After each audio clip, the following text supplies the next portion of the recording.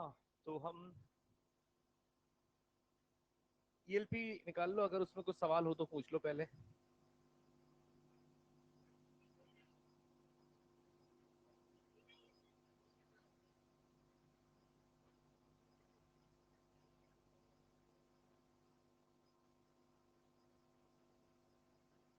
ELP number 4 में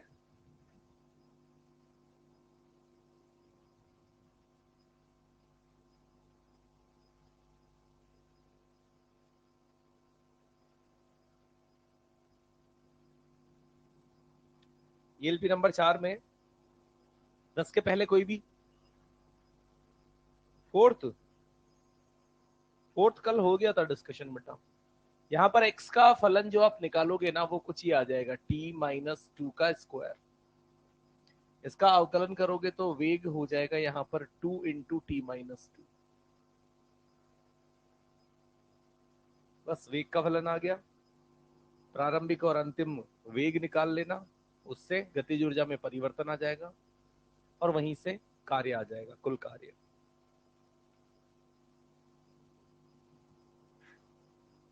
कौन सा बेटा? 7वां?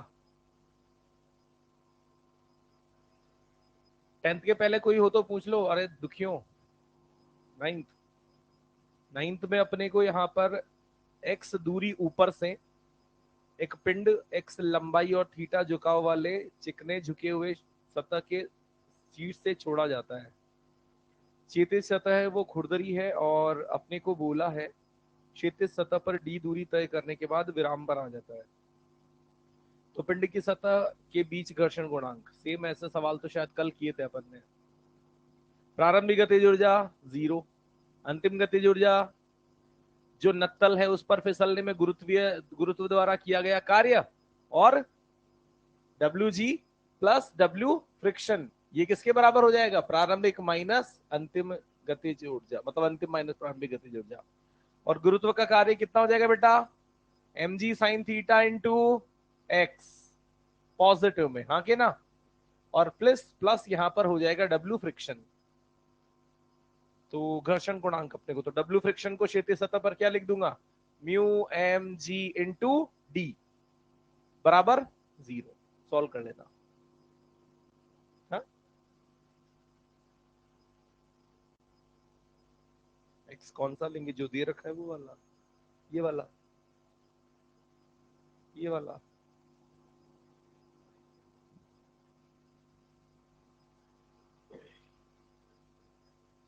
है ना। एक्स कौन सा लेना चाहता है, क्या चाहता है? क्वेश्चन नंबर 10, इसमें बोला है 1000 किग्रा की एक वस्तु है और वो ए से बी तक चलती है, और ए से बी तक चलने में कौन कौन से बल यहां कार्य कर रहे हैं? बोलो जल्दी। सवाल 10 में गुरुत्वीय बल और बस घर्षण बल बराबर। तो बी पर गतिज ऊर्जा 180 और ए पर गतिज ऊर्जा 100। गुरुत्वीय यहां से कार्य कितना हो जाएगा? नीचे आ रहा है तो धनात्मक, तो कार का द्रव्यमान है 1000 केजी इंटू विस्थापन 10 प्लस डब्ल्यू फ्रिक्शन, और ये 80 किलो जूल है तो 80,000 लिख दू ना। अरे हाँ भैया, बस उसको गुणा कर दो, कितना हो गया उधर से? 10,000। तो यहाँ फ्रिक्शन का कार्य 1,00,000 है वो, हाँ, तो फ्रिक्शन का कार्य यहां से कितना हो गया? -20,000, तो माइनस का 20 किलो जूल।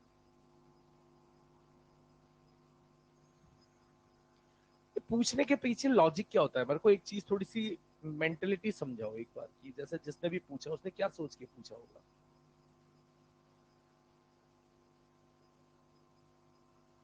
या ऐसे ही होता है कि अपन 6-7 सवालों में से कोई एक तो पूछ ही सकते हैं, तो चलो ये पूछ लेते हैं।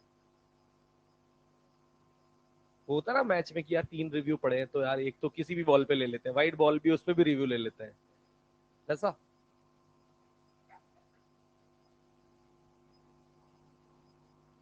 क्वेश्चन 11 तक नो। चलिए तो आगे शुरू करते हैं कहानी। एक मिनट रुक।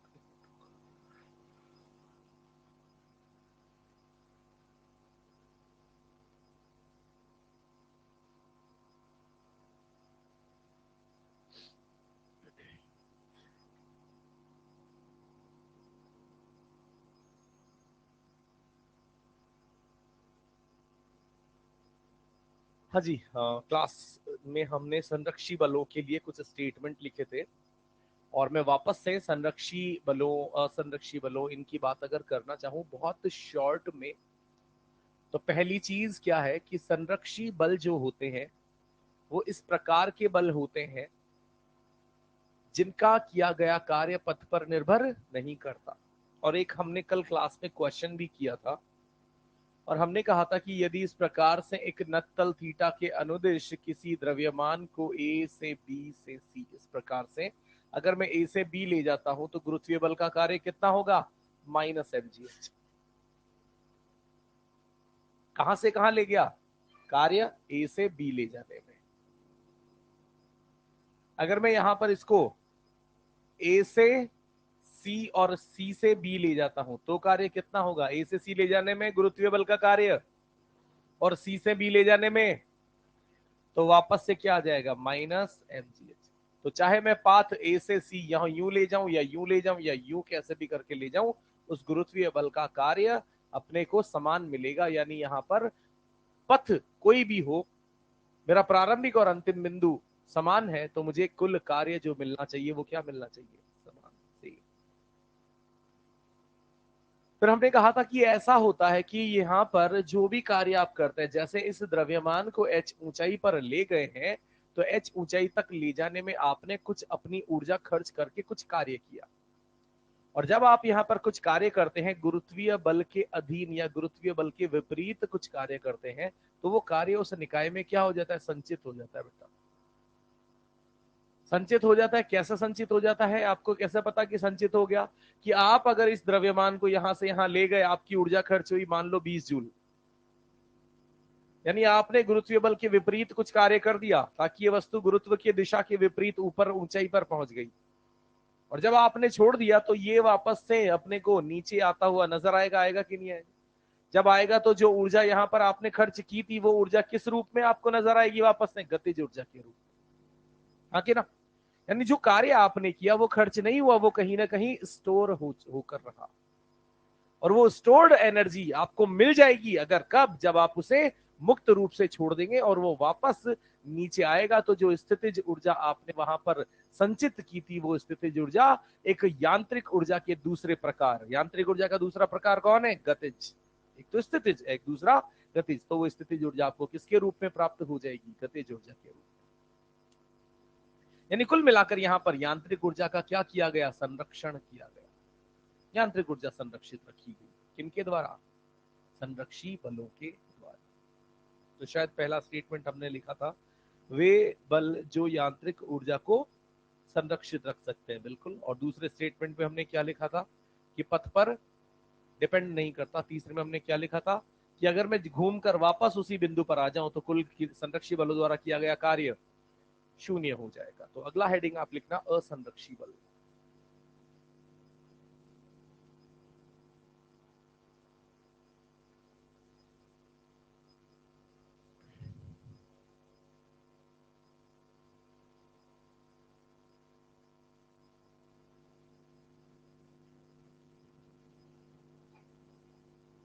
वे बल जो यांत्रिक ऊर्जा को संरक्षित नहीं रखते हैं, वे बल जो यांत्रिक ऊर्जा को संरक्षित नहीं रखते हैं,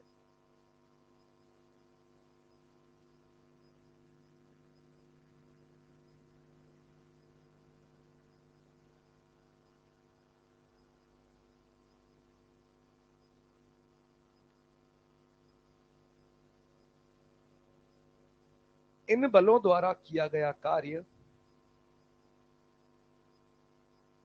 इन बलों द्वारा किया गया कार्य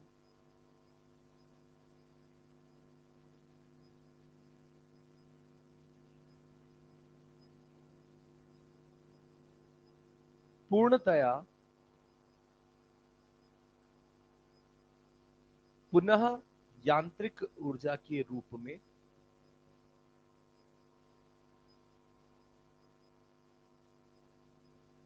प्राप्त नहीं किया जा सकता।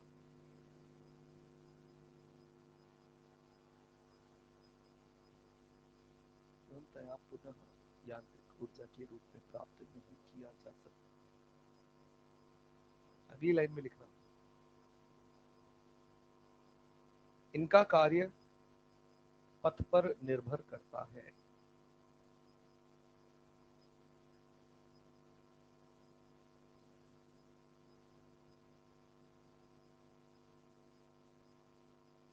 इनके द्वारा बंद परिपथ में किया गया कार्य, इनके द्वारा बंद परिपथ में किया गया कार्य,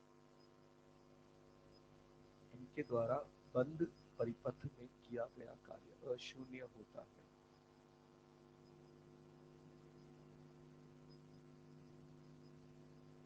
उदाहरण, घर्षण बल, वायु का प्रतिरोधी बल आदि।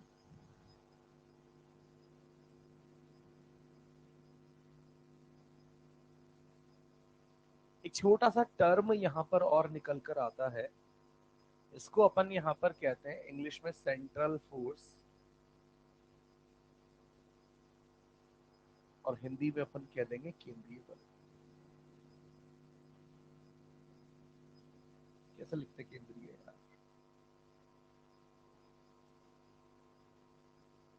अब जो भी है ठीक है, लिख लो यार, केंद्रीय बल। केंद्रीय बल, और इसमें लिखिएगा बेटा सेंट्रल फोर्स, केंद्रीय बल। कुल मिलाकर होते क्या है, पहले मैं आपको समझा देता हूं थोड़ा। नेचर है बेटे, नेचर में बहुत सारे प्रकार के बल होते हैं, और जब आप यहाँ पर कुछ विशेष प्रकारों को देखते हैं जिनके उपयोगिता, उनके कार्य प्रणाली को आप समझते हैं, तो उनमें एक तो आता है इस प्रकार से गुरुत्वीय बल। कि जैसे मान लिया कोई एक पिंड है, कोई एक द्रव्यमान है, कैपिटल एम द्रव्यमान का, तो आपने थोड़ा थोड़ा कभी ना कभी तो सुना होगा कि ये अपने चारों तरफ एक क्षेत्र उत्पन्न किए रखता है, जिसे क्या कहते हैं, गुरुत्वीय क्षेत्र। और गुरुत्वीय क्षेत्र का एक विशेष गुण होता है कि जब भी इसमें कोई एक अल्प द्रव्यमान एंटर करेगा, तो ये इसको क्या करेगा, आकर्षित करेगा। और आकर्षित करने का जो प्रकार होगा, पैटर्न होगा, दिशा होगी, वो क्या होगी, एक केंद्र की तरफ, एक केंद्र की तरफ। यहां पर भी कोई भी द्रव्यमान होगा तो उसको ऑटोमेटिकली उसी केंद्र की तरफ आकर्षण बल महसूस होगा। और वहीं से हम क्या लिख सकते हैं कि इस प्रकार से लग रहा F G, G for gravity, यानी गुरुत्वीय बल जो हो जाएगा, उसको आप क्या लिख देंगे, जी capital M small m upon R square और into minus R. Minus R cap क्या बताता है कि ये त्रिज्यीय दिशा में अंदर की ओर, प्लस आर कैप क्या बताता है, त्रिज्यीय दिशा के अनुदिश बाहर की ओर।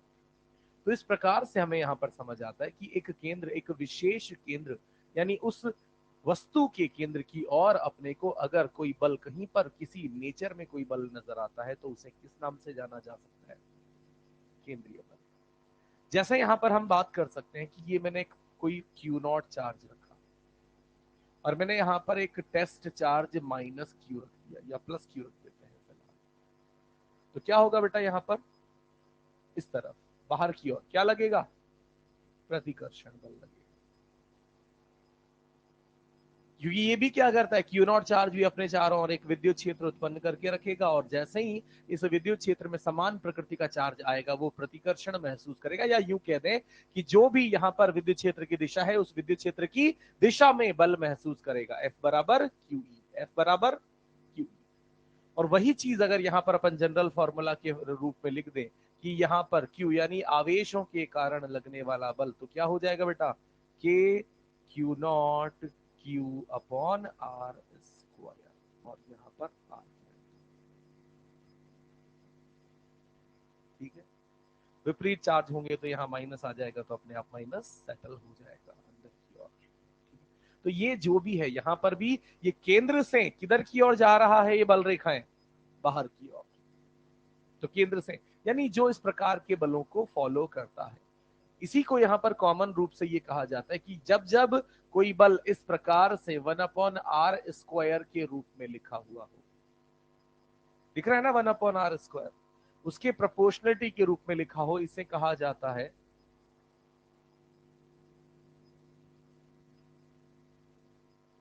इसको हिंदी में क्या कहते हैं?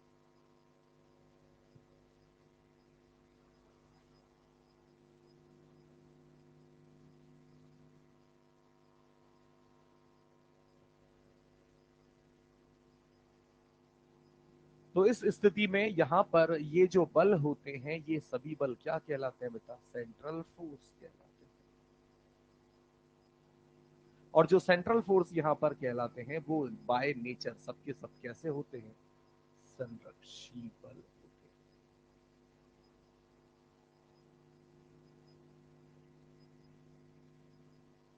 ठीक है, जो भी है, जितना भी सैंपल एग्जांपल में बहुत ज्यादा इसका नहीं दे पाया, मैंने यहां पर कहा दो बल इस प्रकार से आप देखें, समझें और इनके हिसाब से काम करें। तो ये कोई बहुत बड़ी थ्योरी या हमारे बहुत ज्यादा काम की चीज नहीं है, सिर्फ वो शब्द का आइडेंटिफिकेशन जरूरी है कि कभी आपके सामने आ जाए ना केंद्रीय बल, तो आप समझ पाए कि केंद्रीय बल यानी कुछ इस प्रकार के लगने वाले बल जिनकी दिशा केंद्र की ओर या केंद्र से बाहर की ओर होती है, केंद्रीय बल कहलाते हैं। और वो केंद्रीय बल बाय नेचर क्या होते हैं? कंजर्वेटिव, संरक्षी बल होते हैं। तो कुछ दो तीन लाइनें हैं वो हम लिख लेते हैं। तो लिखेंगे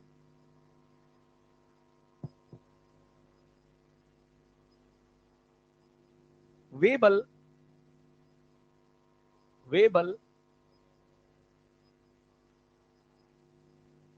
जो किसी एक विशेष बिंदु की तरफ, जो किसी एक विशेष बिंदु की तरफ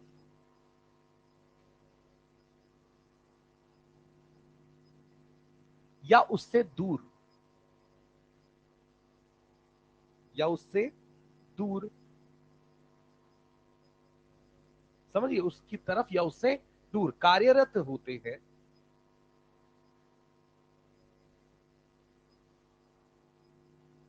केंद्रीय बल कहलाते हैं।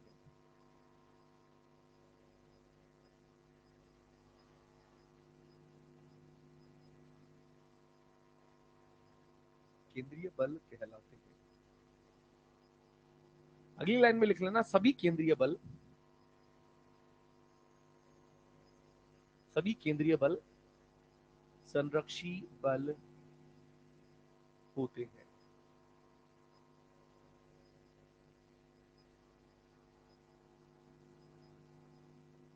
फिर इसके बाद ये और ये फोटो बना के और उधर वाली इंफॉर्मेशन बिल्कुल वैसे ही लिख लेना।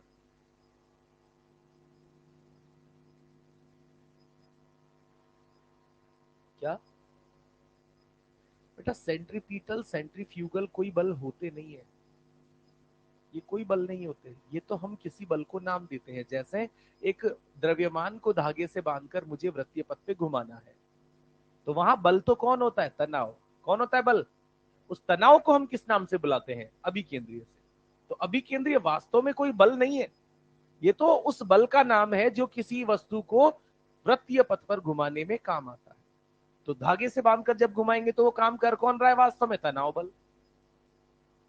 अब तनाव बल के बारे में आप क्या कहते हैं कि क्या तनाव बल केंद्रीय होता है? नहीं होता यार, तनाव बल का कोई नियम नहीं है। तनाव बल का सीधा सा यह है कि वो रस्सी के अनुदिश और वस्तु से दूर लगता है। वो केंद्रीय है या नहीं है, या वो विक्रम वर्ग नियम का पालन करता है, नहीं करता भाई, ये चीज है। जैसे सड़क पर अपने को सीधी सड़क पर, मतलब ऐसे वृत्तीय सड़क और क्षैतिज ऐसे, और उस सड़क पर कार को मोड़ना है। अब कार को मोड़ना है तो कार को टर्न कराने में कौन सा बल हमारा काम करता है? कौन सा मदद करता है? घर्षण बल। घर्षण बल की गैर मौजूदगी में हम किसी भी सड़क पर वृत्तीय पथ पर टर्न नहीं कर सकते। तो वहां पर अब अपने को अभिकेंद्रीय बल कौन बनता नजर आएगा? घर्षण बल। अब घर्षण बल क्या यहाँ पर संरक्षी बल होता है? नहीं होता। तो ये चीज है, थोड़ा सा मतलब इस चीज को करेक्ट करके रखें कि अभिकेंद्रीय अपकेंद्रीय कोई बल नहीं है, ये तो उन परिस्थितियों में बलों को दिया गया नाम है।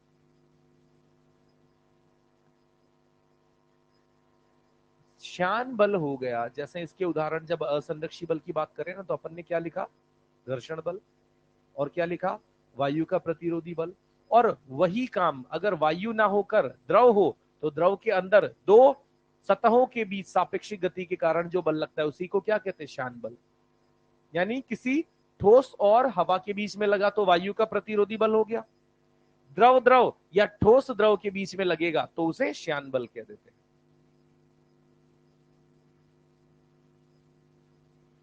और ये सब इसी में आ जाएंगे, असंरक्षी बलों में ही आ जाएंगे। कुल मिलाकर इनका कार्य प्रणाली घर्षण जैसा ही होता है।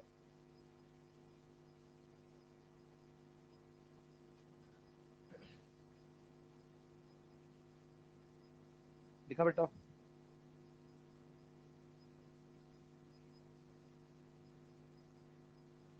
अब यहां पर जैसा कि हमने दोनों परिभाषाओं से कुछ कुछ बातें सीखी, हमने कहा कि यहां पर मूलतः दो प्रकार के बल हमें मिले, एक संरक्षी और एक असंरक्षी। और असंरक्षी में हमने स्पष्ट रूप से ये कह दिया कि ये यांत्रिक ऊर्जा को संरक्षित नहीं कर सकते हैं, ये उनको बेकार कर देते हैं। किस रूप में? ऊष्मा या ध्वनि के रूप में उनको वेस्ट कर देते हैं। जैसे मैं समझाता हूं वापस से, कि जैसे गुरुत्वीय क्षेत्र में मैंने बल के विपरीत किसी वस्तु को ऊपर लेके गया, छोड़ूंगा तो वे स्वतः वस्तु नीचे आ सकती है। और स्वतः नीचे आने के लिए, स्वतः नीचे आने के पीछे उसने खुद ने जो हमने कार्य किया उसको स्टोर कर लिया। अब वही काम अगर मैं यहां पर घर्षण के लिए करता हूं कि एक डब्बा लेता हूं, डब्बे को यहां इस सतह पर वहां तक फिसला कर ले जाता हूं, और जब वहां ले जाकर छोड़ूंगा तो क्या वो खुद चलकर नीचे आएगा? यानी घर्षण बल के विरुद्ध जो हमने कार्य किया उस कार्य की पुनः प्राप्ति हमें नहीं हुई।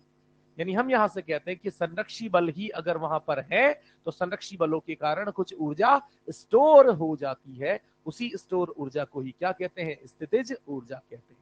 जबकि असंरक्षी बलों के विरुद्ध अगर कोई आप कार्य करते हैं तो वो कार्य आपको पुनः ऊर्जा के रूप में असंरक्षी बलों ने कहते हैं। यानी कुल मिलाकर स्थितिज ऊर्जा किन बलों के लिए परिभाषित की जा सकती है? संरक्षी बलों के लिए। और फिलहाल उसके कौन कौन से उदाहरण हमने पढ़े हैं? गुरुत्वीय, स्प्रिंग, स्थिर वैद्युतिकी, अंतराण्विक बल। अंतराण्विक बल भी क्या होते हैं कि जब जैसे कोई एक वस्तु बनी हुई है, जब अपन उस वस्तु को पिचकाते हैं तो उनके अंतराण्विक बंध जो होते हैं उनके बीच की दूरी क्या होती है? कम। और जैसे अपन उसको छोड़ेंगे तो वो वापस से अपने उसी मूल स्थिति, माध्य स्थिति पर आने की कोशिश करते हैं। बिल्कुल स्प्रिंग जैसा, जैसे स्पंज होता है ना, बिल्कुल वैसा ही प्रत्येक वस्तु उस स्पंज जैसा व्यवहार दिखाती है प्रकृति में। और प्रत्येक वस्तु स्पंज जैसा व्यवहार दिखाती है, चाहे वो स्टील ही क्यों ना हो। जैसे ही अपन उसको दबाते हैं वो पिचकती है, और जैसे ही उसको छोड़ते हैं वापस से वो अपनी मूल स्थिति में आ जाती है। इसी गुण को, वस्तुओं के इसी गुण को क्या कहते हैं? प्रत्यास्थता। क्या कहते हैं? और प्रत्यास्थ, प्रत्येक वस्तु किसी न किसी लिमिट तक प्रत्यास्थ होती है। एक लिमिट से ज्यादा जब आप उसमें क्या डाल देते हैं? डिस्टॉर्शन, या उसमें विकृति जब उत्पन्न कर देते हैं तो फिर वो पुनः अपने वास्तविक आकार में नहीं आ पाती। पर जब आप उसके प्रत्यास्थ रेंज के अंदर अंदर उस पर प्रतिबल लगाते हैं तो प्रतिबल के कारण जो विकृति आती है, जैसे ही वो बल हटाया जाएगा विकृति वापस से नॉर्मल हो जाएगी। ठीक है बात? तो इस सबकी यहां पर कुछ इस तरीके की एप्लीकेशन है। फिलहाल हम आगे बढ़ते हैं। अब हेडिंग लिखें स्थितिज ऊर्जा।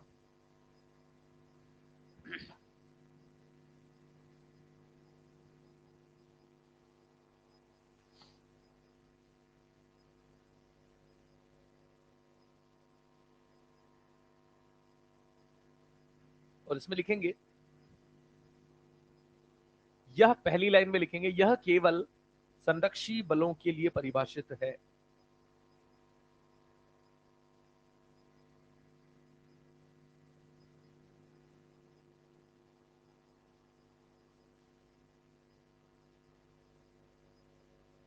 यह केवल संरक्षी बलों के लिए परिभाषित है।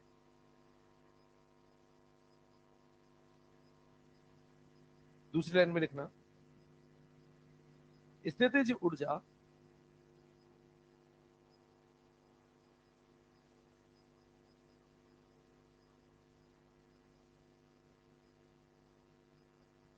किसी एकल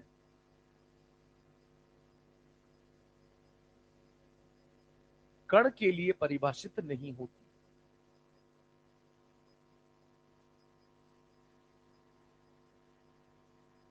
यह निकाय के लिए परिभाषित होती है।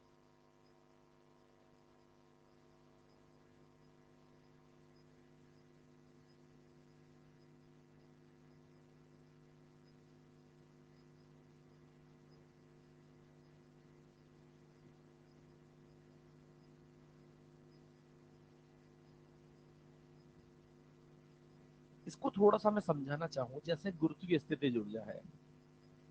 अब गुरुत्वीय स्थितिज ऊर्जा को हम क्या मानते हैं कि पृथ्वी द्वारा जो गुरुत्वीय क्षेत्र उत्पन्न हो रहा है उसकी स्थितिज ऊर्जा। अब सिर्फ पृथ्वी है, कोई द्रव्यमान दूसरा है ही नहीं, तो स्थितिज ऊर्जा बना पाएंगे नहीं।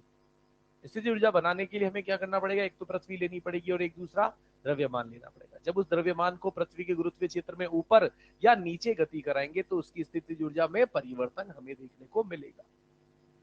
वैसे स्प्रिंग ब्लॉक सिस्टम है, स्प्रिंग ब्लॉक सिस्टम। अब स्प्रिंग ब्लॉक सिस्टम एक निकाय हो गया ना, उसमें स्प्रिंग भी है और एक, अब अगर सिर्फ स्प्रिंग हो तो क्या वहां पर ऊर्जा संचित कर पाना संभव है? नहीं। या सिर्फ ब्लॉक हो तो क्या उसको बिना स्प्रिंग के जोड़े स्प्रिंग ऊर्जा की वहां पर संचित करना संभव है? नहीं। तो ये कुल मिलाकर एक निकाय के लिए डिफाइन की गई ऊर्जाएं होती है। ये कभी एकल कण के लिए स्थितिज ऊर्जा का डेफिनेशन होता ही नहीं है। तो हमने यहां पर क्या लिखा है फिलहाल, एक सिंगल एकल कण के लिए परिभाषित नहीं होती है, ये निकाय के लिए परिभाषित होती है। अगली लाइन में लिखना,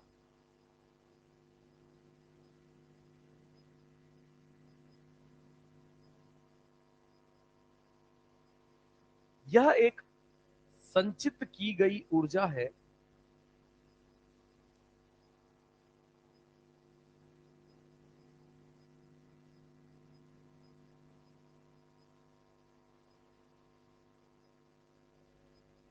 जो कि आंतरिक संरक्षी बलों द्वारा, आंतरिक संरक्षी बलों द्वारा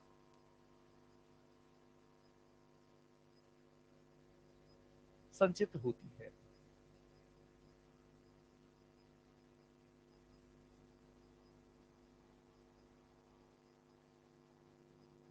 चलिए इसकी अगली लाइन एक और लिख लो, इसमें लिखेंगे, इसमें लिखेंगे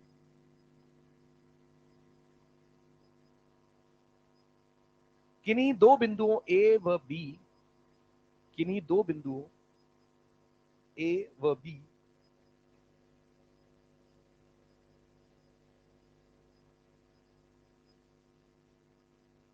के बीच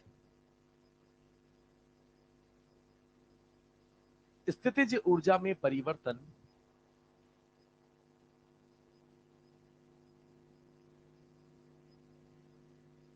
स्थितिज ऊर्जा में परिवर्तन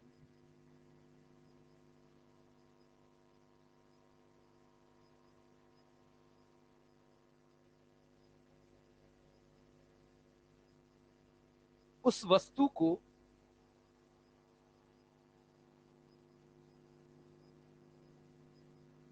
उस वस्तु को ए से बी तक ले जाने में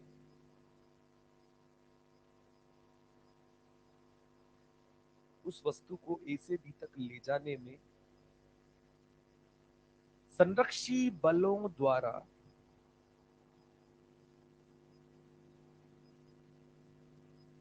संरक्षी बलों द्वारा किए गए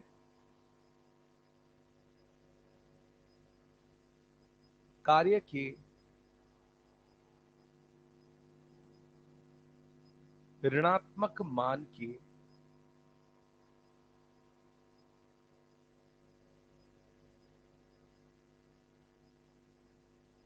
बराबर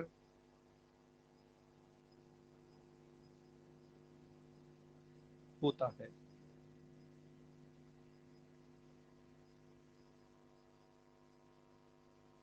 कुल मिलाकर यहां पर जो लाइन हमने लिखी है वो कुछ इस प्रकार से लिखी है कि हम किसी बिंदु ए से बी तक जाते हैं।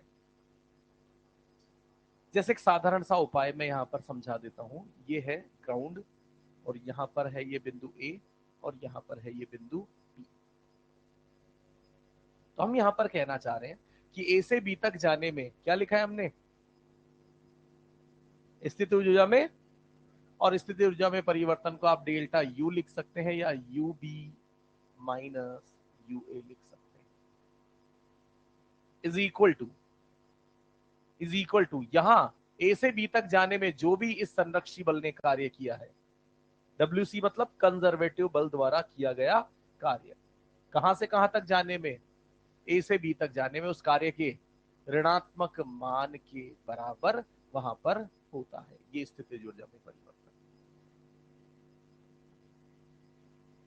और अब आप यहां से क्या समझेंगे, क्या समझना चाहिए, गौर से देखिएगा। आपको ये समझ में आना चाहिए कि जब हम किसी वस्तु को गुरुत्वीय क्षेत्र में किसी ऊंचाई h पर ले जाते हैं तो उसकी स्थितिज ऊर्जा बढ़नी चाहिए कि घटनी चाहिए?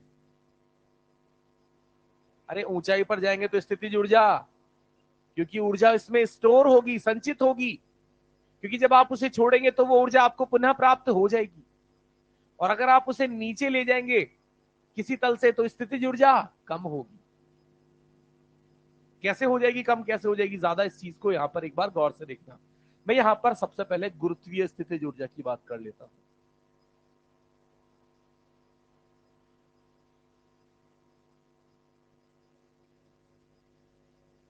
तो आप यहां से ए से बी गए और ए से बी में आपने कहा डेल्टा यू पता करना है, और डेल्टा यू पता करना है तो आपने यहां पर क्या कहा, माइनस ऑफ डब्ल्यू सी, मतलब गुरुत्वीय बल। फिलहाल किसकी बात कर रहे हैं अपन? तो गुरुत्वीय बल द्वारा किया गया कार्य कहां से, ए से बी, कितना हो जाएगा? अरे ए से बी में गुरुत्वीय बल द्वारा किया गया कार्य, गुरुत्वीय बल, विस्थापन, और विस्थापन ऊपर में मान लेता हूं एच, तो माइनस, तो minus minus M G H. तो बताओ स्थितिज ऊर्जा बढ़ी की घटी? बढ़िया। तो कुल मिलाकर जब जब हम यहां पर उस गुरुत्वीय बल द्वारा जब हम किसी ऊंचाई पर जाएंगे तो स्थितिज ऊर्जा में वृद्धि होगी। अधिक ऊंचाई गुरुत्वीय क्षेत्र के लिए सीधा सीधा क्या मतलब होगा, अधिक ऊंचाई मतलब ज्यादा स्थितिज ऊर्जा, कम ऊंचाई मतलब कम स्थितिज ऊर्जा। और यहां पर हमेशा हम जो बात करते हैं स्थितिज ऊर्जा के लिए वो सापेक्षिक रूप से करते हैं। किसके रूप में बेटा? सापेक्षिक रूप में। सापेक्षिकता का क्या मतलब है कि आप यहां पर जब बात करेंगे तो हम इस डेल्टा यू की बात करेंगे, ना कि यू की। डेल्टा यू परिवर्तन कितना हुआ, स्थितिज ऊर्जा में परिवर्तन कितना हुआ, और वो स्थितिज ऊर्जा में परिवर्तन कहां से कहां पर निर्भर करेगा, प्रारंभिक और अंतिम बिंदु पर। अब मान लो प्रारंभिक बिंदु पर मैं कह दूं स्थितिज ऊर्जा 5 जूल है, तो अंतिम बिंदु पर स्थितिज ऊर्जा कितनी हो जाएगी, mgh प्लस 5। अरे हाँ, मैंने कह दिया प्रारंभिक बिंदु पर स्थितिज ऊर्जा यानी ए पर स्थितिज ऊर्जा 20 है, तो क्या हो जाएगी? मैंने कहा यहां -10 है, तो -10 प्लस mgh, जो भी अपना यहां पर रेफरेंस रहेगा उस रेफरेंस लेवल से प्लस ऊपर जा रहा हूं तो प्लस mgh, और वहां से नीचे आ रहा हूं तो माइनस mgh। जैसे यहां से अगर मैं नीचे आता h ऊंचाई, h गहराई तक, तो मान लो यहां पर होती स्थितिज ऊर्जा मेरी 10, तो नीचे क्या लिखता, 10 माइनस mgh। यहां होती 0, तो 0 यानी सिर्फ 0 और माइनस mgh। हाँ के ना? ये चीज यहां से अपने को देखने को मिलेगी, ये हमारी परिभाषा हो जाती है। ठीक है मैटर? अरे कुछ कुछ तो ठीक है। आगे बढ़ते हैं, अभी ना लिखें, आगे बढ़ लेते हैं, गौर से देखना बेटा। आपने यहां पर लिखा कि डेल्टा यू बराबर, हमने लिख दिया माइनस ऑफ डब्ल्यू सी। ठीक है, डेल्टा यू, ये डेल्टा यू यहां पर आपने क्या लिखा, कुछ ऐसे भी इसको लिख सकते हैं, U final minus is equals to minus W सी।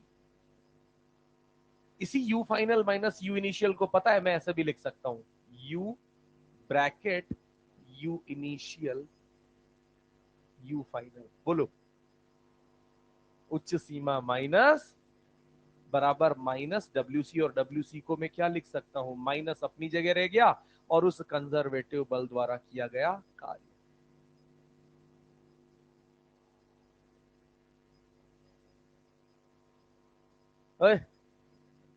कहां रुक गया था? कहां रुका नहीं, चल तो शुरू से ही रहा हूं मैं।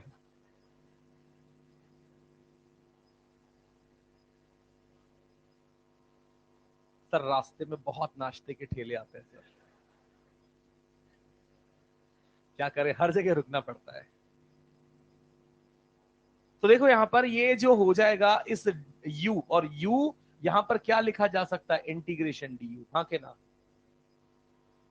सोच लो कि du का इंटीग्रेशन ही तो, और यहां पर मैं क्या लिख देता हूं, u इनिशियल u फाइनल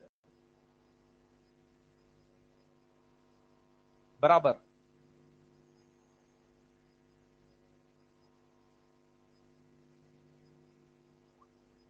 अब मैं उल्टा कर रहा हूं काम, पता है। अब मैं इंटीग्रेशन हटाऊंगा, अब मैं इंटीग्रेशन हटा दूंगा तो यहां पर क्या बचेगा,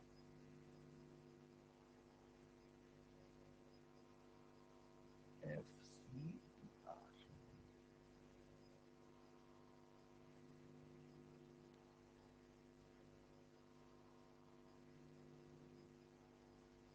हाँ के ना,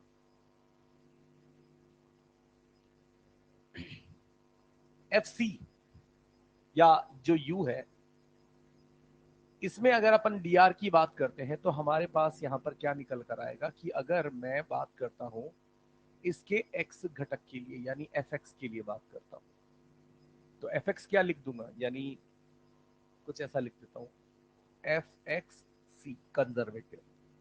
तो इसके लिए क्या लिख दिया जाएगा बेटा, minus D U by D X, या उसी चीज को अपन कुछ ऐसा लिख लेते हैं, del U by del X. यानी सिर्फ और सिर्फ अगर मुझे एक्स वाला घटक निकालना है तो यू का किसके सापेक्ष अवकलन करूंगा, एक्स के सापेक्ष। एक्स के सापेक्ष अवकलन करने से मुझे एक्स वाला घटक मिलेगा, वाई के सापेक्ष अवकलन करने से और जेड के सापेक्ष अवकलन करने से जेड वाला घटक मिलेगा। तो ये कंजर्वेटिव बल का वाई घटक हो गया। मुझे थोड़ा सा सही लिखना चाहिए इसे,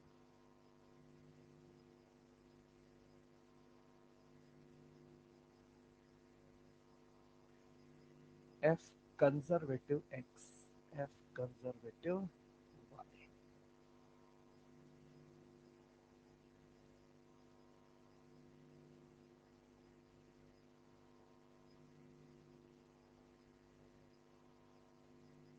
हाँ कि ना। और कुल बल जो होता है वो क्या होता है,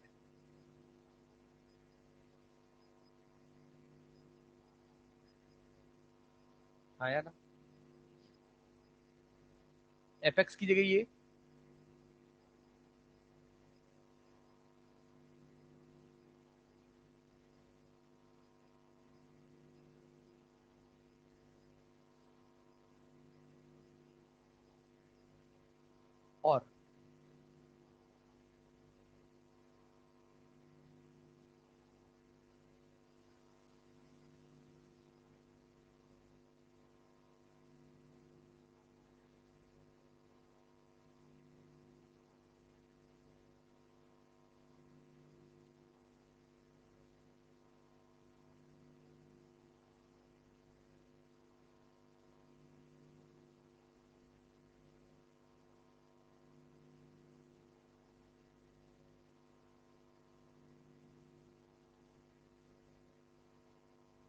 और मैंने यहां पर क्या किया, इस u को यहां बाहर कॉमन लेके लिखना चाहा।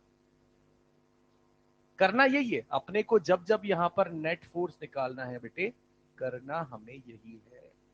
मैं सिर्फ एक विशेष प्रयोजन से इसको आगे कॉमन लिया हूं, और वो विशेष प्रयोजन सिर्फ इतना सा है कि ये जो पूरी चीज है इसे आप यहां पर कहते हैं डेल ऑपरेटर। यानी इसको उल्टा ऐसे दिखाकर यहां माइनस लगाकर और इसे ये लिखकर हम कह देते हैं क्या, एफ नेट या एफ कंजर्वेटिव।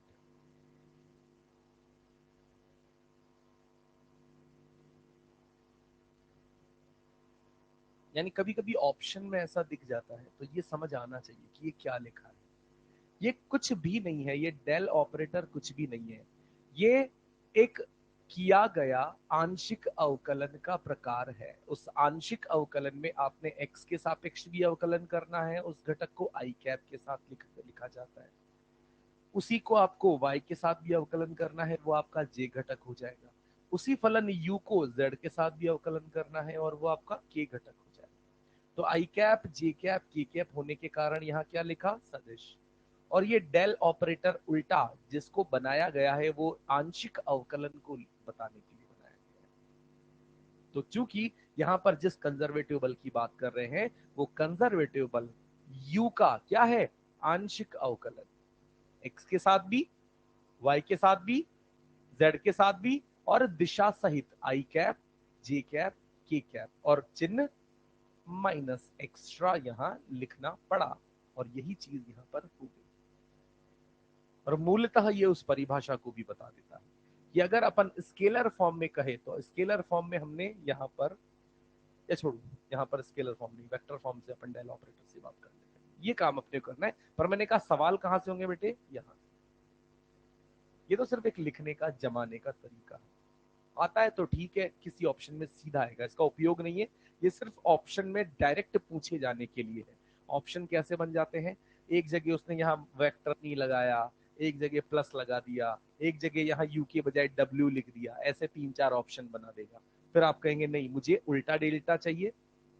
उल्टा डेल्टा है ना ये, माइनस चाहिए वेक्टर के साथ और यू चाहिए बराबर एफ सी बनेगा, तो मेरा सही स्थितिज ऊर्जा या संरक्षी बल नजर आएगा।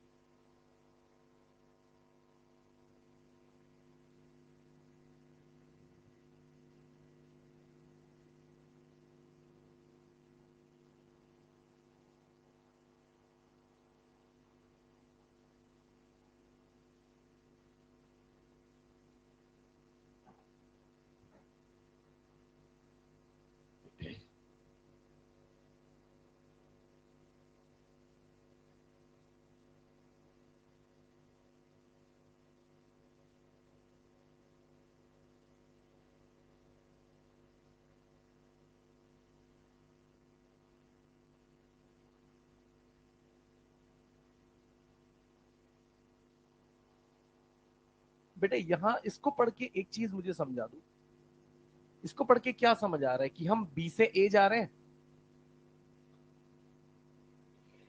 क्योंकि ये क्या होता है, फाइनल माइनस, यानी इनिशियली ए, फिर वहां से फाइनली।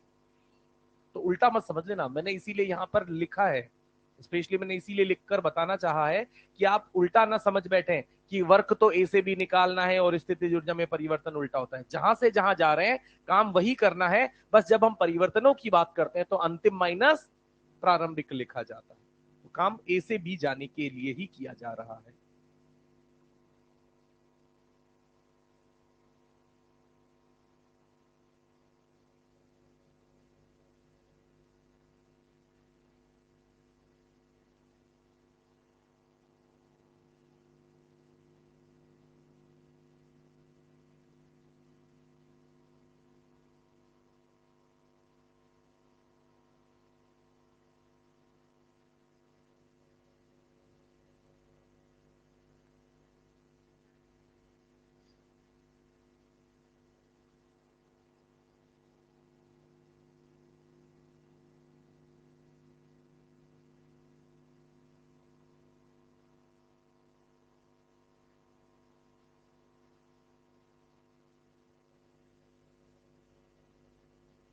आपके मन में सबसे ज्यादा जो घनघोर बात बस जानी चाहिए वो एक तो ये है,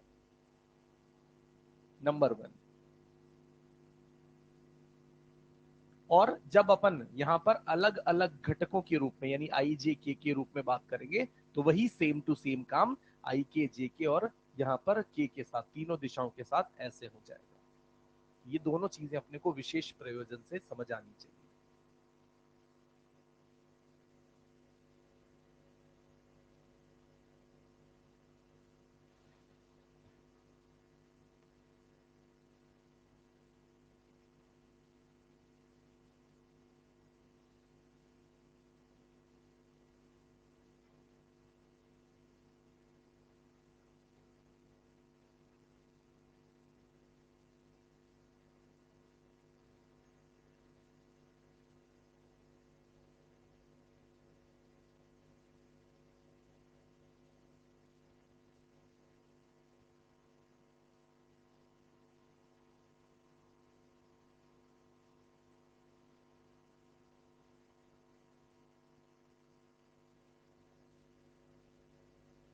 लिखा बेटा, अभी, अब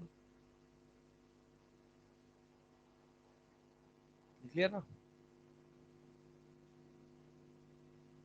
जल्दी लिख लिया तुमने तो।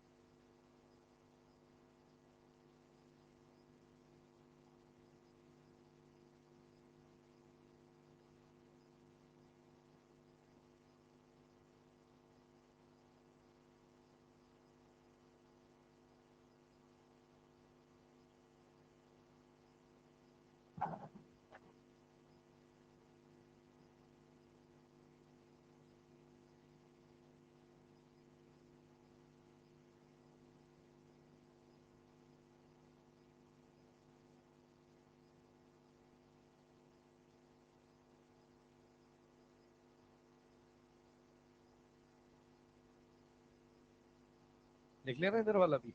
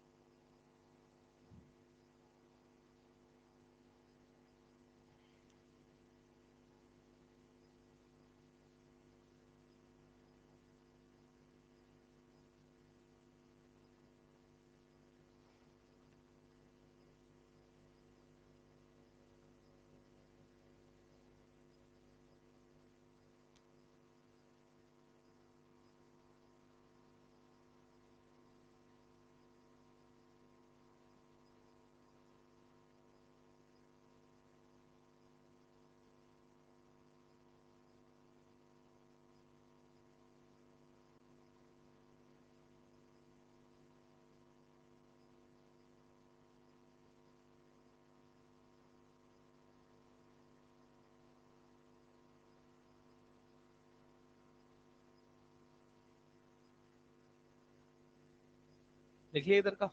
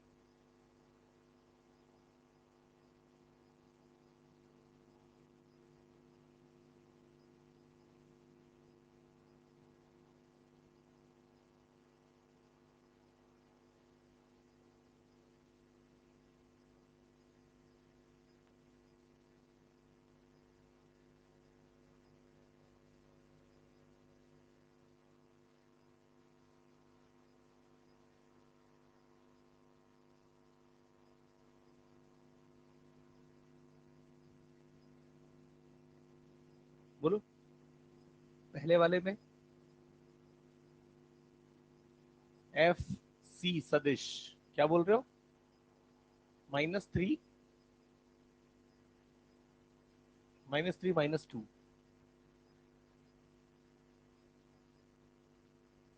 -3 -2y।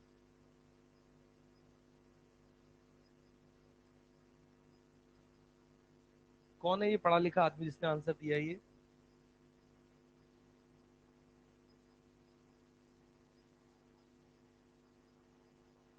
अजीब जानवर है, कितना भी समझाओ भूखा ही रहता है। बेटे पहले तो आपको दिए गए फलन u को किसके सापेक्ष अवकलन करना है? x के सापेक्ष अवकलन करके आगे क्या लगाना है? फिर किससे गुणा करना है? आई कैप। तब जाकर आपका पूर्ण रूप से आई घटक आएगा बल का। तो क्या लिखेंगे सबसे पहले? इस पूरे फलन u का x के सापेक्ष अवकलन कितना होगा? x के सापेक्ष अवकलन कितना होगा भाई लोग? 1, क्योंकि x के सापेक्ष अवकलन करेंगे तो 1। इसका इसका क्योंकि हम आंशिक अवकलन करते हैं जिसमें x ही चर माना जाएगा, बाकी अन्य सभी अचर माने जाएंगे, कांस्टेंट माने जाएंगे, शून्य हो जाएगा उनका अवकलन। तो कुल मिलाकर मैं यहां से क्या कहना चाह रहा हूं, जिस महानुभाव ने जवाब दिया, सबसे पहले तो मैं अगर आपसे पूछूं कि क्या यहां से del U by del X कितना है, एक, del U by del Y कितना है, 2y, अबे मूर्ख 2y, del U by del Z कितना है 2, और हमारा यहां से अब ये बल का जो संरक्षी बल का सदिश हो जाएगा, ये बाहर माइनस आता है ना बेटा, और बाहर माइनस आने के बाद 1i कैप प्लस 2y जी कैप प्लस 2k कैप, ये हमारा बल सदिश बनेगा।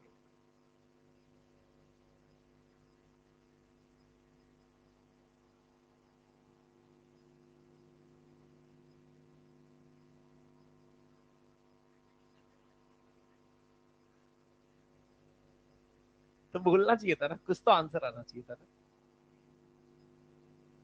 सही होगा ऐसा।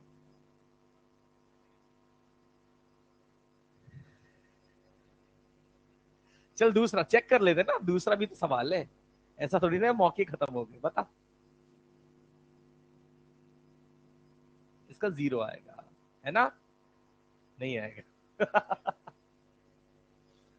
वापस से मौका दिया, एक बार और ट्राई कर, जा सिमरन जी ले जिंदगी। हाँ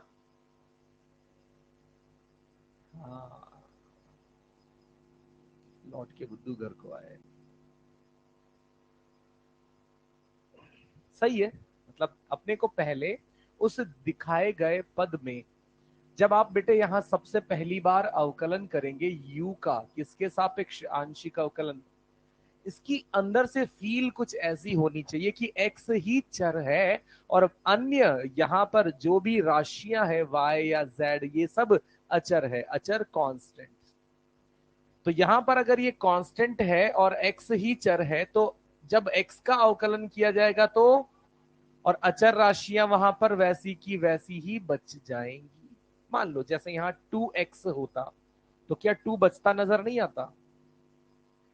del U by del Y अगर अपन लिखेंगे तो एक्स जेड, और del U by del Z लिखेंगे तो क्या समझ में आता है, जो हमारा संरक्षी बल हो जाएगा माइनस चिन्ह के साथ लिखा जाएगा, और ये del U by del Z मतलब वाई जेड, एक्स जेड और एक्स वाई।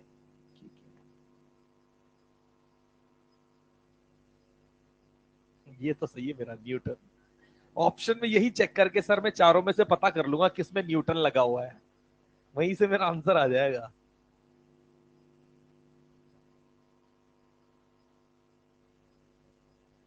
एक आर बराबर प्लस, साम्य अवस्था मतलब F0, यानी पहले मुझे क्या पता करना है F, और F पता करने का तरीका क्या है, क्योंकि यहां पर आई जे एक्स वाई जेड का लोचा यहां सिर्फ R के रूप में फलन लिखा हुआ है, तो F निकालने के लिए minus of D U by D are कर दूंगा, क्योंकि तीन अलग अलग वेरिएबल तो है ही नहीं, एक्स भी है वाई भी है, ऐसा है ही नहीं, मुझे सिर्फ यहां पर आर के रूप में पद दिया गया है। और यहां से बल, संरक्षी बल निकालने का बढ़िया तरीका है, माइनस अपनी जगह और D U by D are बोलो तो बेटा 2r माइनस, और इसी बल को मैं क्या प्राप्त करना चाहता हूं, शून्य, शून्य यानी साम्य अवस्था, और जैसे ही 0 के बराबर करेंगे 2r माइनस 2 बराबर 0, r बराबर,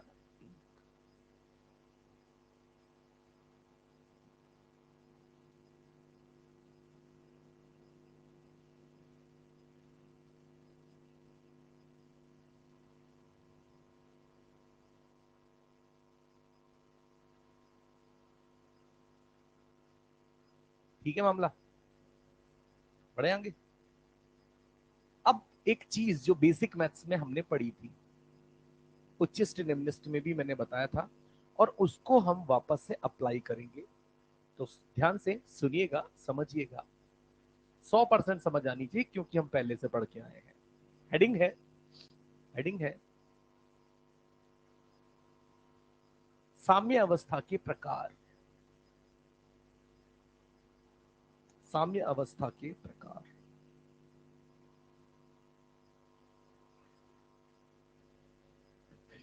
ये हटा दो बेटे,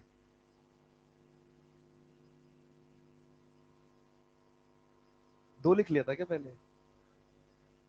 एक है भाई।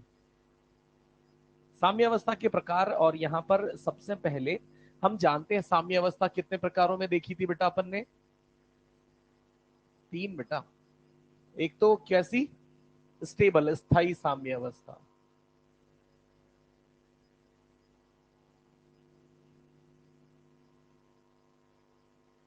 एक दूसरा अस्थायी साम्य अवस्था।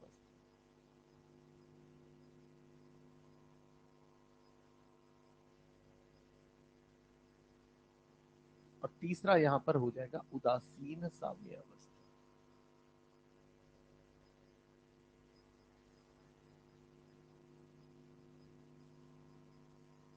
और इसमें अपने पास है कि पहले तो हम साम्य अवस्था को परिभाषित कर लेते हैं।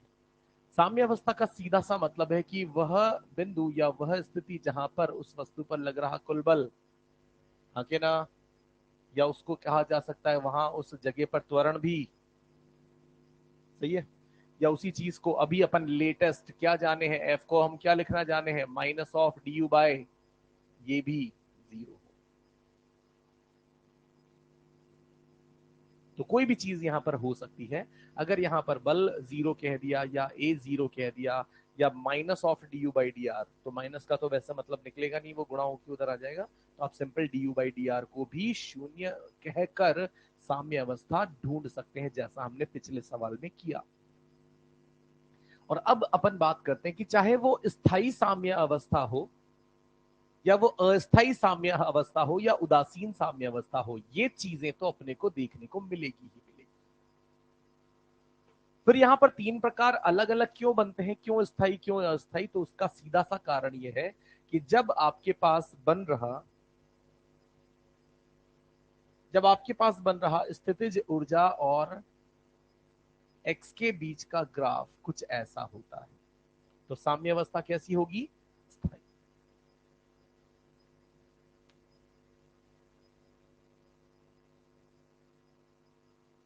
इसका मतलब क्या होता है? चलो पहले मैं तीनों बता देता हूँ। अभी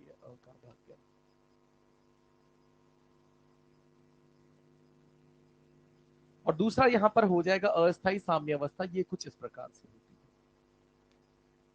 और तीसरा उदासीन साम्य अवस्था, ये कुछ इस प्रकार से होती है। जैसे मान लेते हैं ऐसे हॉरिजॉन्टल। अब सुनिएगा, सबसे पहले तो हमें यह बताना होता है कि अगर इस प्रकार से हमारे स्थितिज ऊर्जा u और x के ग्राफ दिए हुए हैं और हम जानना चाहते हैं कि साम्य अवस्था कहां है और कैसी है, तो कहां वाला बिंदु कैसे पता लगता है? तो हम कहते हैं कि सर अपन एक काम करते थे, जब हम उच्चिष्ट निम्निष्ट पढ़ते थे तो कहां वाला पॉइंट पता करने के लिए स्टेप वन होती थी। स्टेप वन क्या होती थी कि एक बार अवकलन करेंगे, और जब u का एक बार अवकलन होगा तो हमें वो बिंदु मिलेगा जहां पर क्या होगा, ढाल शून्य। एक बार अवकलन करने पर हमें वो बिंदु मिलता था जहां पर ढाल शून्य निकल कर आता था, जीरो निकल कर आता था। तो इस ग्राफ में कहां पर ढाल शून्य है? यहां, क्योंकि यहां पर खींची गई स्पर्श रेखा कैसी आएगी? क्षैतिज। यहां पर खींची गई स्पर्श रेखा कैसी आएगी? क्षैतिज। और यहां पर खींची गई स्पर्श रेखा कैसी आएगी? क्षैतिज। तो जिन जिन बिंदुओं पर हमारी स्पर्श रेखा क्षैतिज आ रही है, उन उन बिंदुओं पर अपने को क्या मिलेगा? du/dx का मान या du/dr का मान।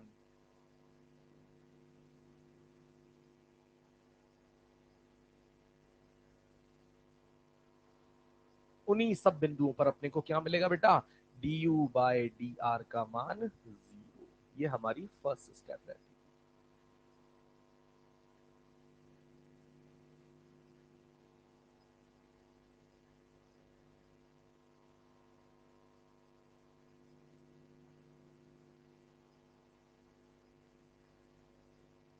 करते थे ना? और जहां du/dr शून्य है वहीं पर अपने को क्या पता लग जाएगा? बल शून्य है, और जहां बल शून्य है उसी को अपन क्या कहते हैं? साम्य अवस्था। यानी यहां इस बिंदु पर साम्य अवस्था है, समझ पाए? इस बिंदु पर बल जीरो है, समझ पाए? इस बिंदु पर यहां पर बल जीरो है कि नहीं है?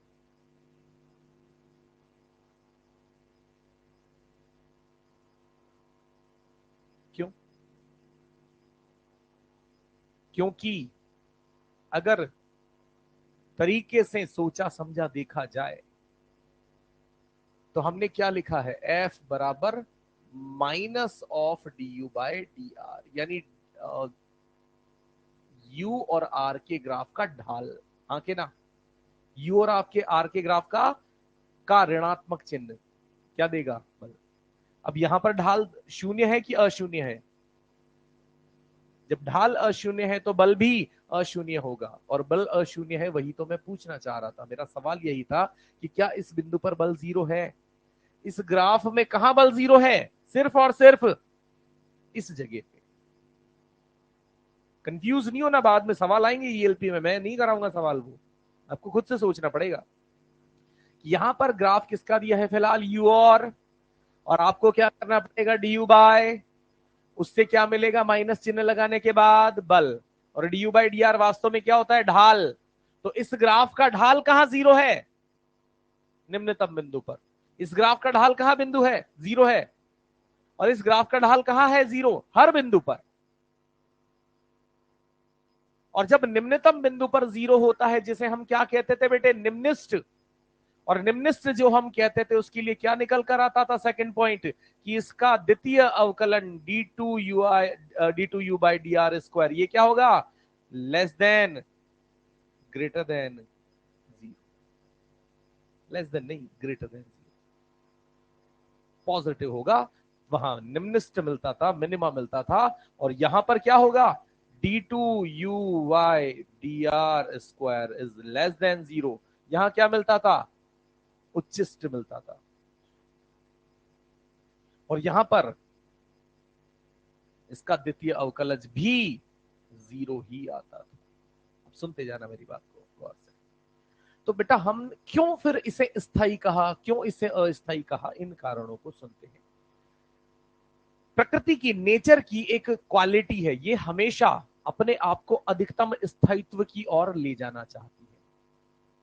हर चीज, फिजिक्स, केमिस्ट्री, बायो, जो भी आप पढ़ते हैं ना, नेचर में हर चीज अधिकतम स्थायित्व को प्राप्त करने का ही प्रयास कर रही है। और इसीलिए अधिकतम स्थायित्व का मतलब होता है स्थितिज ऊर्जा जितनी ज्यादा कम होगी, स्थायित्व उतना ही ज्यादा होगा। स्थितिज ऊर्जा जितनी ही, स्थायित्व उतना। एक गेंद को जब अपन किसी ऊंचाई पर छोड़ते हैं तो लुढ़क कर नीचे क्यों आती है, नीचे आने से उसकी स्थितिज ऊर्जा और उसको स्थायित्व उतना ही ज्यादा महसूस होता है।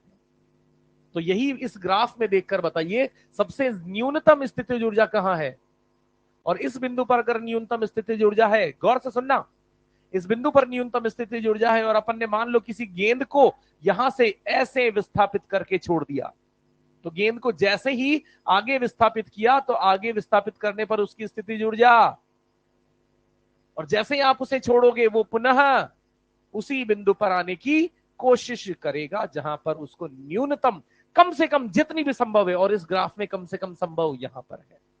यानी बार बार इस बिंदु पर अगर मैं इधर विस्थापित करके छोड़ दूं तो स्थितिज ऊर्जा इधर भी बढ़ गई, छोड़ूंगा तो पुनः उसी अवस्था, उसी बिंदु पर आने की कोशिश करेगा जिस बिंदु पर वहां पर स्थितिज ऊर्जा न्यूनतम मिल रही है। और अगर हम यहां पर ऐसा देख पा रहे हैं कि इसी बिंदु पर बार बार लाने की कोशिश की जा रही है, यानी ये साम्य अवस्था ऐसी है जिसको आप क्या कहते हैं, स्थायी, यानी आप इसे बिगाड़ भी दोगे तो भी स्वतः छोड़ने पर ये वापस उसी बिंदु पर स्थायित्व प्राप्त करने के लिए आ ही जाएगा। हाँ के ना, कोई है जिसको नहीं समझ आया, बोल दो। दूसरा, इसमें क्या होता है कि यहां पर इस प्रकार का जो ग्राफ है, वापस से उन्हीं स्टेटमेंट, उन्हीं बातों को सोचूंगा कि अगर मुझे मौका मिलता है तो मैं किधर जाना कोशिश करूंगा, न्यूनतम स्थितिज ऊर्जा की ओर जाने की कोशिश करूंगा। अब मान लो मैंने यहां पर कोई एक कण को मेंटेन किया, यहां जैसे ही मैंने उसको मेंटेन किया, यहां पर अपने को उसकी स्थितिज ऊर्जा क्या मिल रही है, मैक्सिमम, पर बल क्या है फिलहाल, जीरो, और बल जब तक जीरो है त्वरित नहीं होगा, त्वरित नहीं होगा तो वो वस्तु नहीं चलेगी, वो वस्तु नहीं चलेगी। पर अगर मैं इसे यहां से हल्का सा आगे विस्थापित कर देता हूं, आगे विस्थापित कर देने पर स्थितिज ऊर्जा, फिर उसको क्या मिलेगा कि अरे मुझ पर तो बल भी लगने लगा। आखिर कैसा बल लगा, पॉजिटिव, क्योंकि ढाल कैसा है और ढाल के आगे माइनस, तो बल कैसा।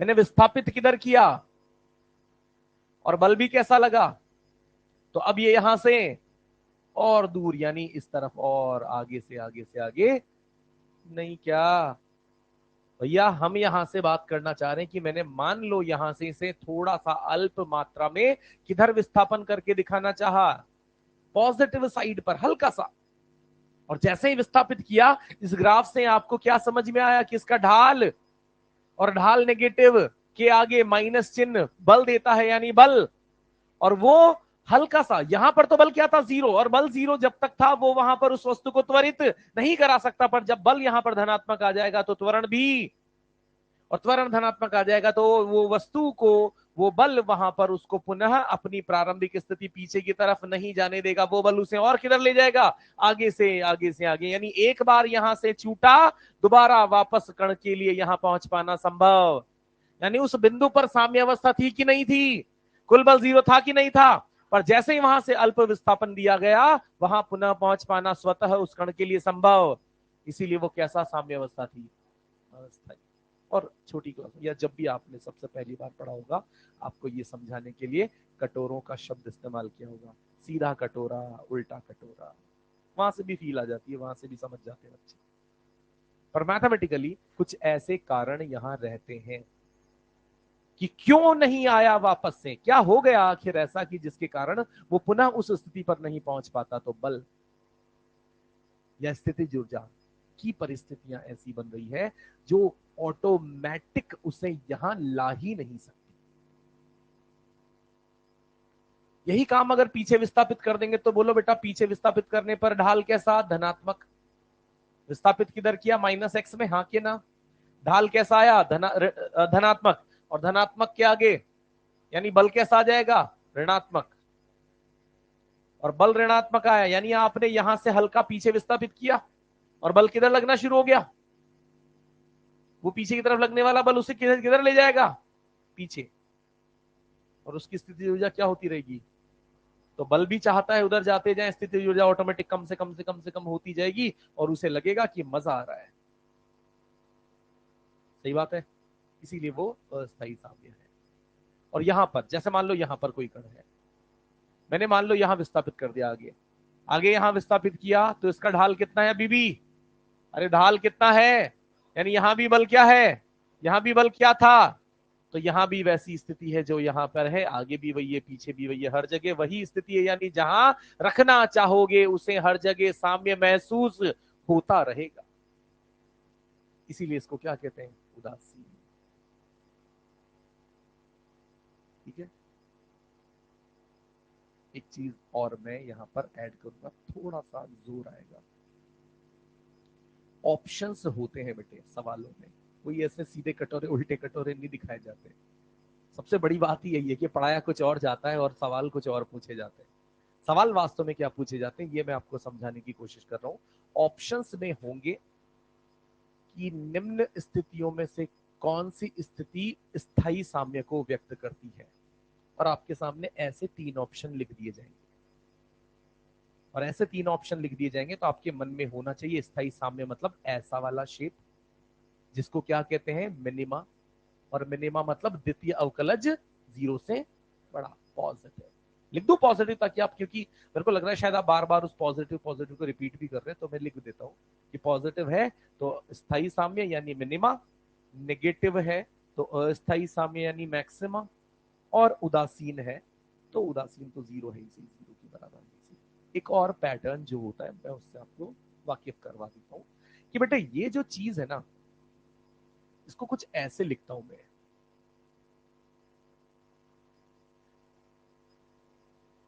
हाँ के ना, द्वितीय अवकलज का मतलब यही होता है कि u का पहले तो कितनी बार अवकलन, फिर उसके बाद ऐसे करके क्या बना, 2 बार अवकलन, द्वितीय अवकलज। और स्थायी साम्य की अवस्था में वो द्वितीय अवकलज क्या होना चाहिए, धनात्मक, धनात्मक यानी 0 से, इस du बाई डी आर को मैं क्या लिख सकता हूं, माइनस एफ।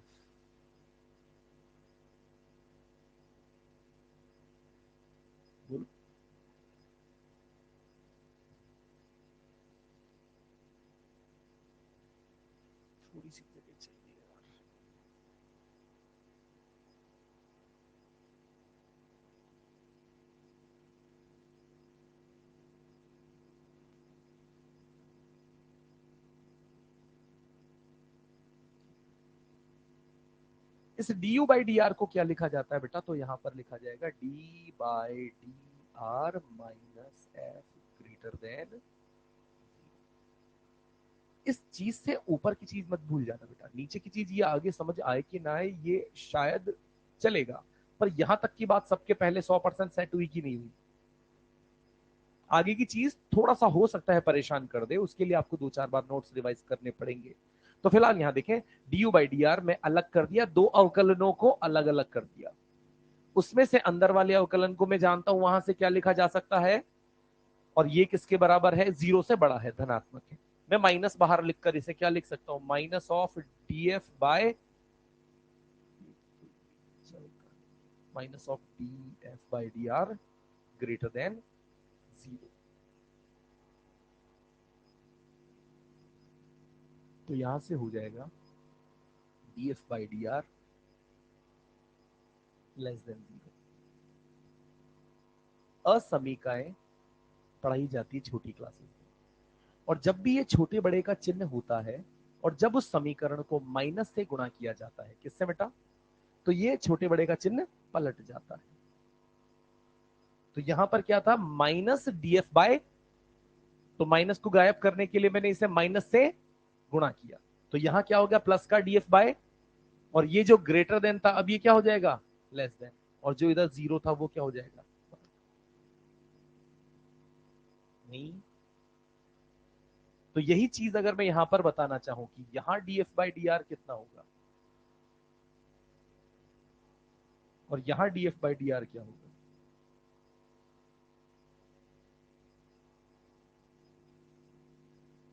नहीं समझ में आया है कोई दिक्कत नहीं है, नहीं याद रहता है कोई दिक्कत नहीं है, नोट्स देख ले, अगर सवाल ऐसा आता है तो, सवाल ऐसा आता है तो नोट्स को टटोल ले, देख ले, पर ये ऊपर की चीज यहां तक की याद रखें सर।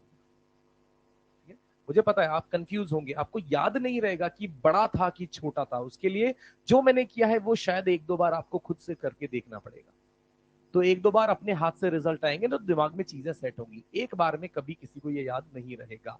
आपको लग रहा होगा सर हमें तो याद हो गया, पर जब सवालों पे आएगी ना 4 दिन बाद 5 दिन बाद तो भूल जाओगे, तो नोट्स देख लेना, ठीक है। पर फिलहाल मैं फिर से कह रहा हूं, ये बेसिक चीज जरूर याद रखना बेटा, कि द्वितीय अवकलज धनात्मक तो मिनिमा, मिनिमा मतलब स्थायी साम्यावस्था, ऋणात्मक तो मैक्सिमा, मैक्सिमा मतलब स्थाई अस्थाई को मैंने समझाने के लिए सारे तरीके बताए, बाउल, बाउल वाले से मैं भी समझा देता हूं एक बार, कि कटोरा होता है, उसमें गेंद रखी जाती है निम्नतम बिंदु पर, जब आप उस गेंद को हल्का ऊपर विस्थापित करते हैं तो गेंद पुनः उस निम्नतम बिंदु पर खुद ब खुद आने की कोशिश करती है, यानी वापस से उसी स्थायित्व को प्राप्त करने की कोशिश करती है जिस पर वो पहले हुआ करती थी।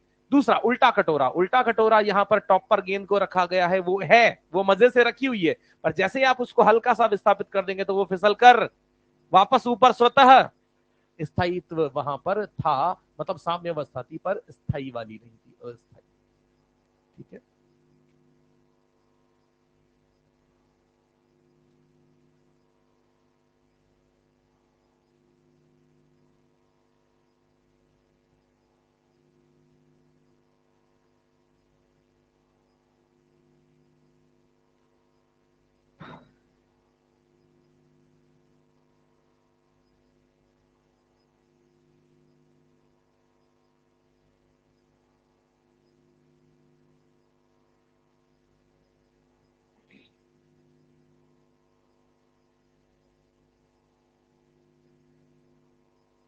किसमें दोबारा बोला,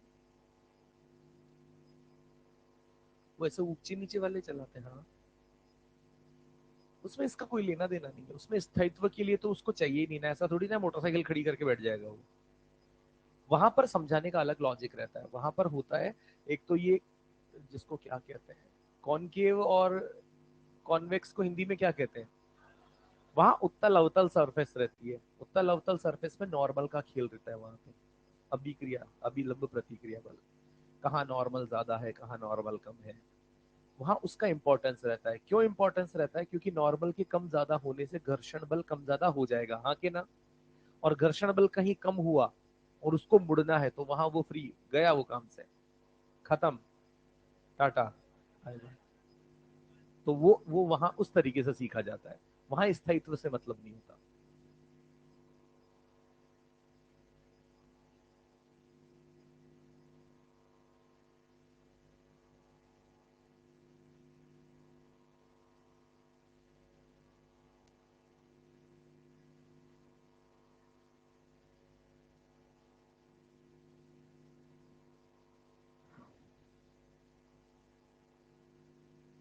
जल्दी लिखूंगा नहीं।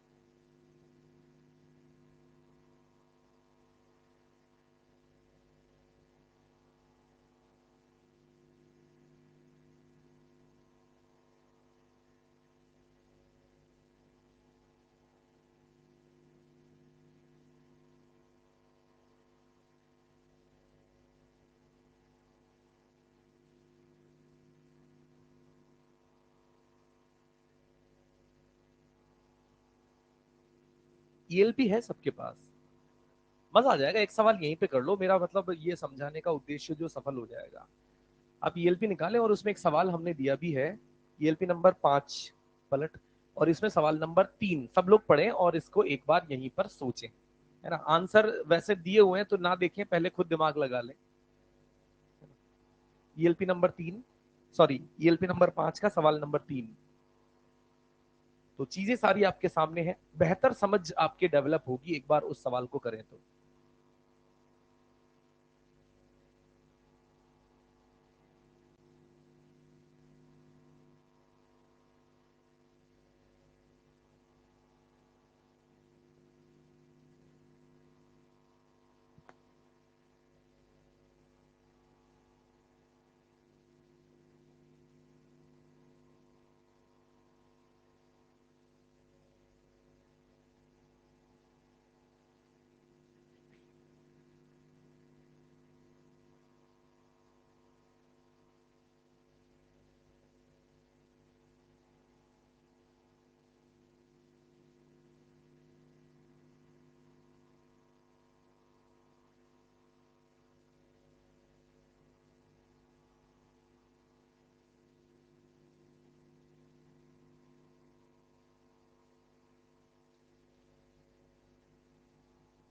बोलो बेटा।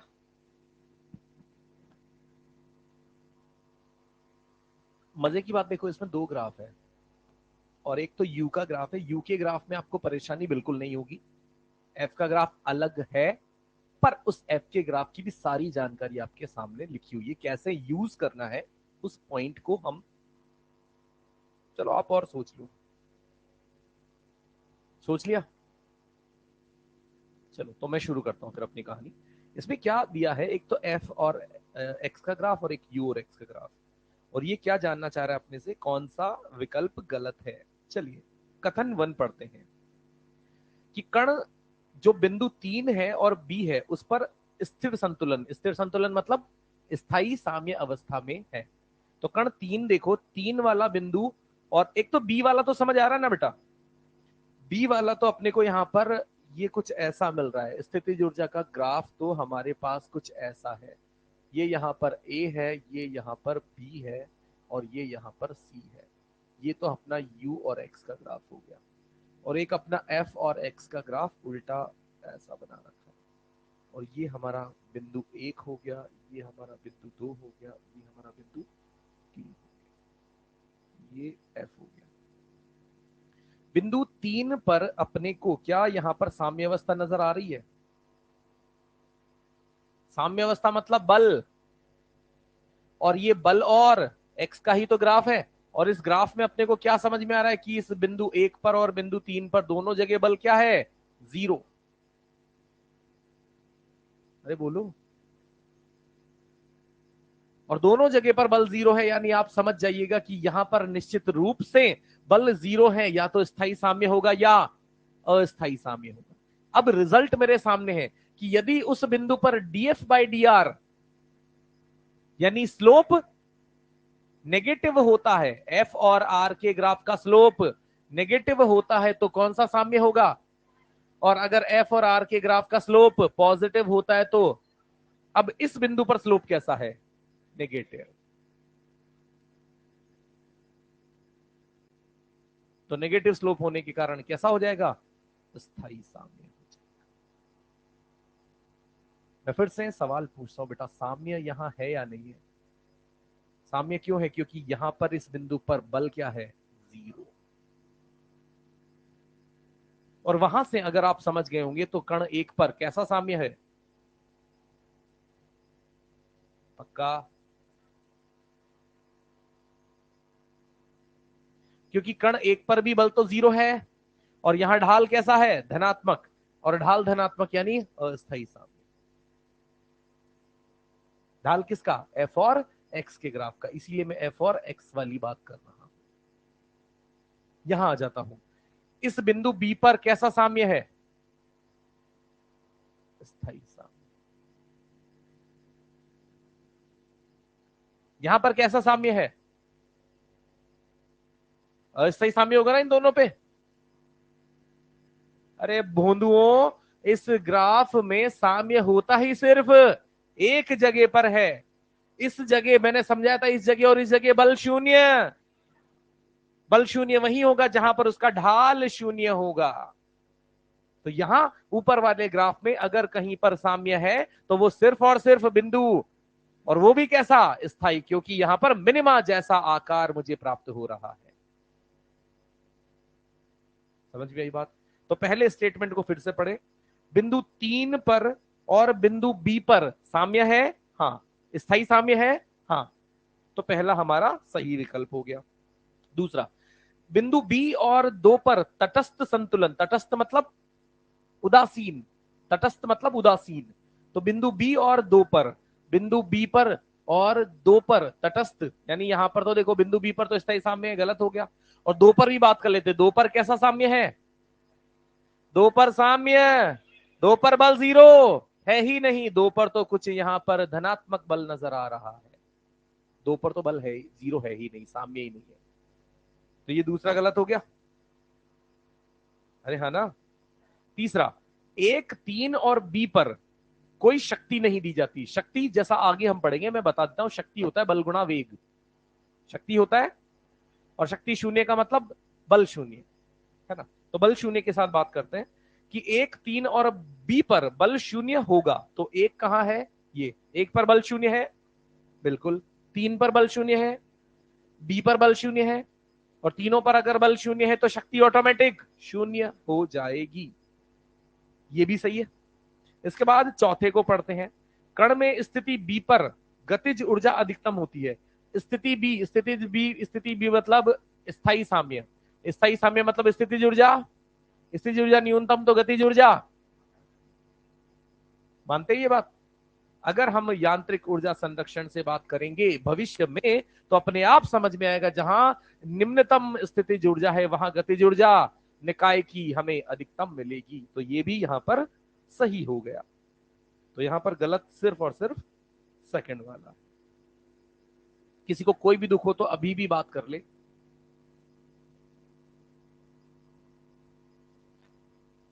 ठीक है, चलिए आगे बढ़ लेते हैं फिर। क्या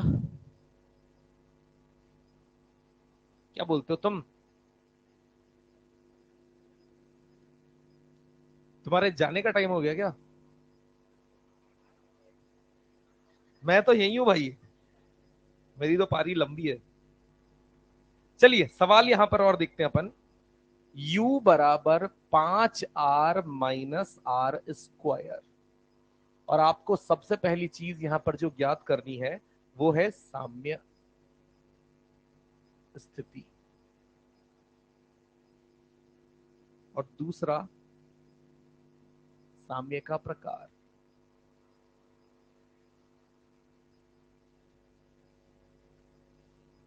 और तीसरा तीसरा साम्यावस्था पर स्थितिज ऊर्जा।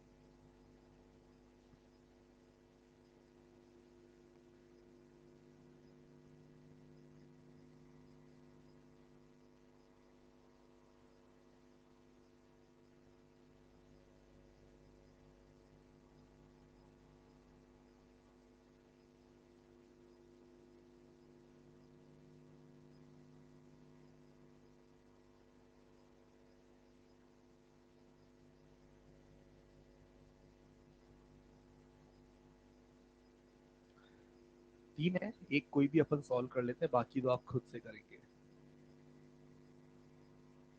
इस पहले वाले में क्या करेंगे बेटे, साम्य स्थिति निकालने के लिए बल निकालेंगे, और बल बराबर minus of D U by, कितना आ जाएगा, minus of D U by D R, 5 minus 2 R, और इसको 0 के बराबर करेंगे तो आर बराबर 5/2। अरे बोलो जनता। अब मुझे क्या करना है, साम्य का प्रकार प्राप्त करना है, तो मैं साम्य का प्रकार प्राप्त करना है तो क्या करूंगा, इसका 2 बार।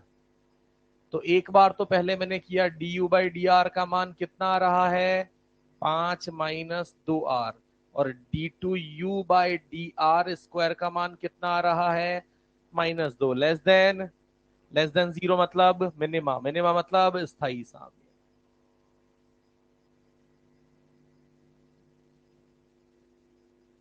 और स्थाई साम्य है, मिनिमा है, तो वहां पर स्थितिज ऊर्जा मैक्सिमम होगी कि मिनिमम, मिनिमम। तो उस मिनिमम वाली स्थितिज ऊर्जा को प्राप्त करना है, यू मिनिमम प्राप्त करना है, तो आर का मान कितना रखना पड़ेगा, 5/2।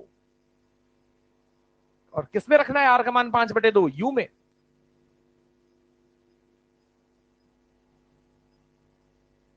अरे भोले भाले प्राणियों, समझ में आया ये।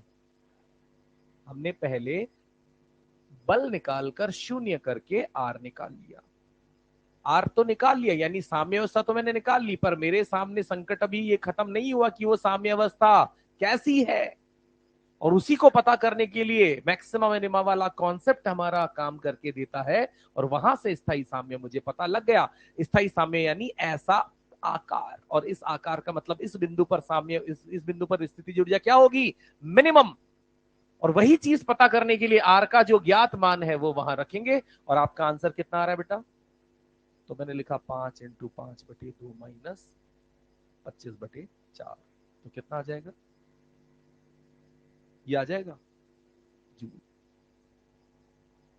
सेम टू सेम काम यहां दोनों में छाप देंगे, बाकी जगह करके देखना।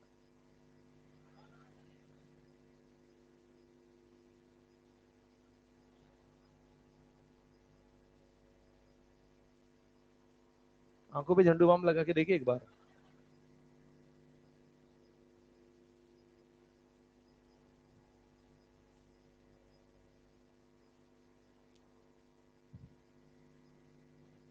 हाँ, होमवर्क।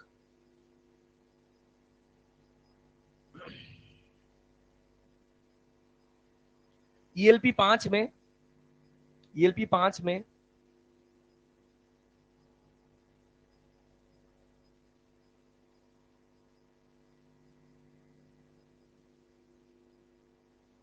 क्वेश्चन नंबर 1, 2, 3, 4, 7, 9, 10,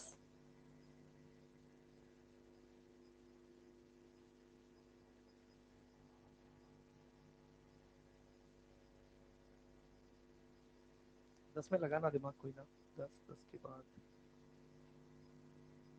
ठीक है। मॉड्यूल, तुरंत से मॉड्यूल निकालो।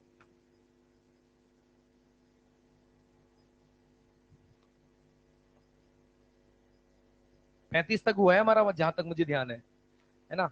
तो एक बार 36 से 46,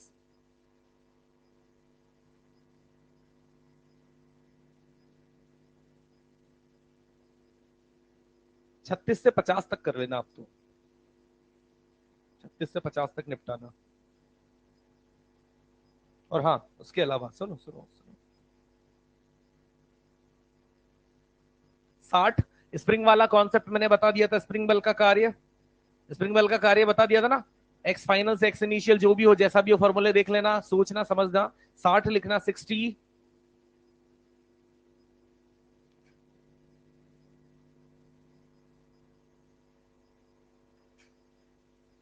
63, 64, 66,